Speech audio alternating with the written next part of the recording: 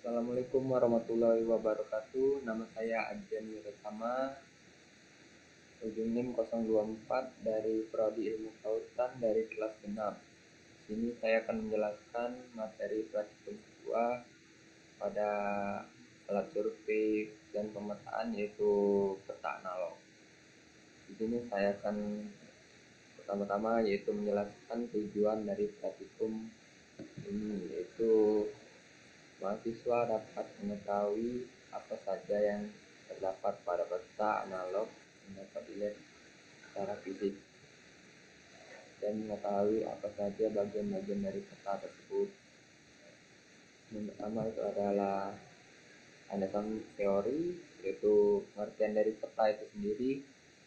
Peta merupakan suatu metode yang digunakan untuk merepresentasikan gambaran permukaan bumi secara nyata pada permukaan dua dimensi yang dapat dilihat dalam bentuk kertas, layar monitor, atau yang diperkecil dalam skala tertentu. Peta memuat berbagai informasi wilayah dan membuatnya disebut kartografer, yaitu merupakan dengan nama lain peta itu adalah sebuah media dua dimensi yang merepresentasikan bentuk bumi secara dua dimensi. Yang membuat peta itu disebut kartografer. Kemudian ada juga fungsi peta, yaitu sebagai media pembelajaran alat dan peraga. Yang kedua itu menampilkan kajian geografi, fisikal, sosial, ekonomi, dan budaya yang dapat dideskripsikan, dianalisis, dievaluasi, dan diinterpretasi.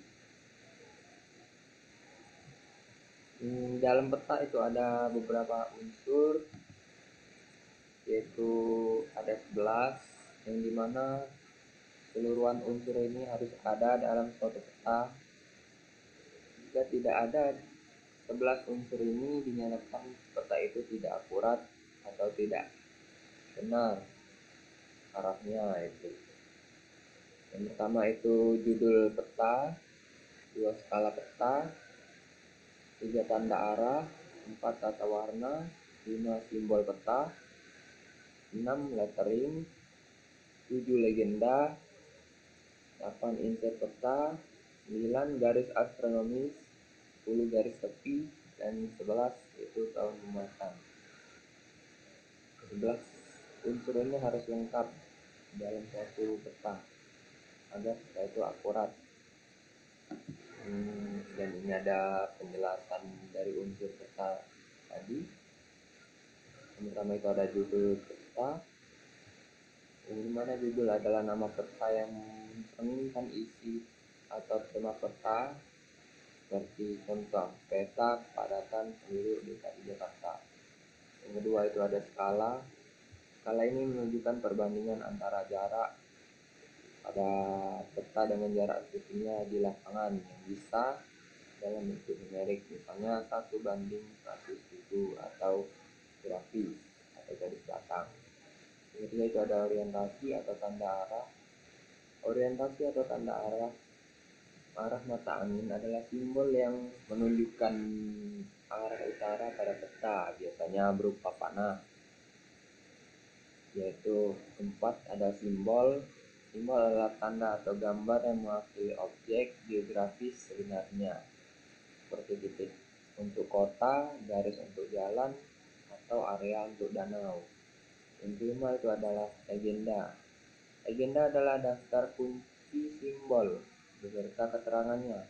Daftar simbol beserta keterangannya berfungsi sebagai kunci untuk memahami arti dari setiap simbol yang ada di peta, yaitu bisa disimpulkan itu legenda adalah simbol-simbol yang ada di dalam peta itu sendiri. Ini ada lanjutannya yaitu tata warna. Tata warna digunakan untuk membedakan fitur geografis atau data pada peta. Misalnya biru untuk perairan, hijau untuk daratan, dan coklat untuk daratan tinggi.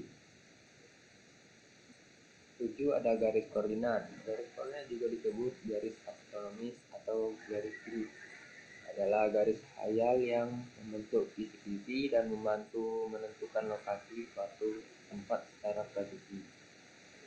Di mana ini adalah garis lintang atau garis bujur dari sebuah peta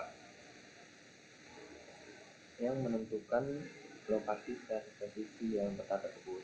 Yang menjelaskan itu adalah garis tepi atau border.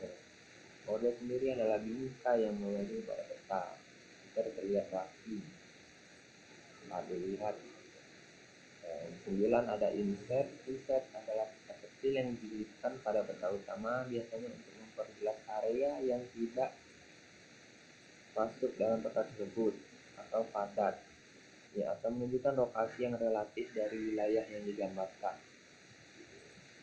Yang 10 ada sumber dan tahun pembuatan. Sumber dan tahun pembuatan peta menunjukkan asal data dan kapan peta itu dibuat. Ini penting untuk menilai keandalan dan kebaruan informasi, di mana juga ini membuktikan kalau peta itu akurat dan asli.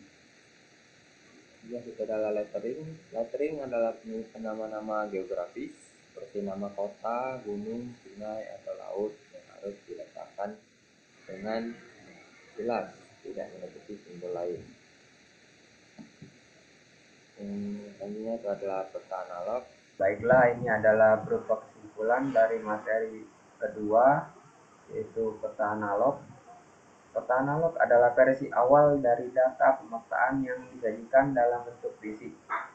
Peta ini sangat penting sebagai alat pembelajaran dan kajian geografi karena memuat berbagai informasi yang esensial yang terstruktur dengan baik, mulai dari judul, skala, hingga unsur-unsur penting lainnya yang memungkinkan pengguna untuk membaca dan menginterpretasi informasi spasial secara efektif. Sekian materi yang saya sampaikan. Lebih dan kurang saya mohon maaf. Saya akhiri. Wassalamualaikum.